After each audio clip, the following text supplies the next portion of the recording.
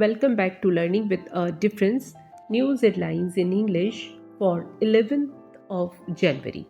And first of all, national news. Special Kannauj perfume to be used during Ram temple consecration ceremony. Meghalaya's Bernihat, India's most polluted city in 2023, a report said. Centre allocated 1782 crore for strategic road project in Arunachal Pradesh. Manish Sisodia, Sanjay Singh's judicial custody extended till January 20. Delhi's drainage system absolutely pathetic. High Court on water lodging. Maldives ruling coalition deployed anti-India sentiments for polls, EU report. The MTHL, also known as Atal Setu, named after former PM Atal Bihari, will be inaugurated by PM Narendra Modi on January 12.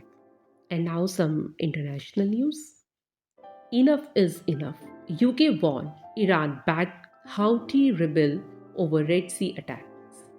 Israel intensified strike in Gaza despite pledge to scale down rigging war. Maldives ruling coalition deployed anti-India sentiments for polls. EU report.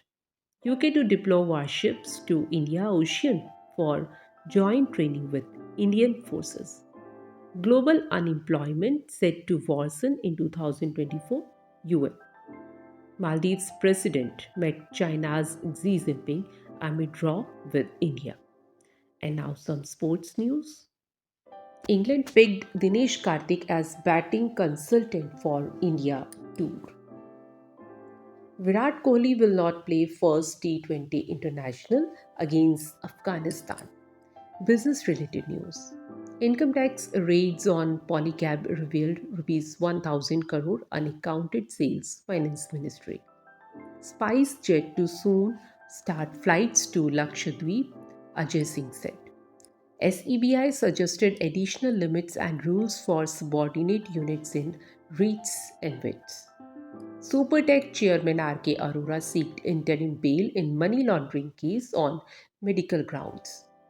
Maldives, China signed 21 agreements after Muizzu Xi meeting amid diplomatic row with India.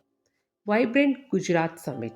DP World signed Rs 25,000 crore agreements. India UAE inked pact for possible energy grid connectivity between two countries. And that's all in news. Thank you.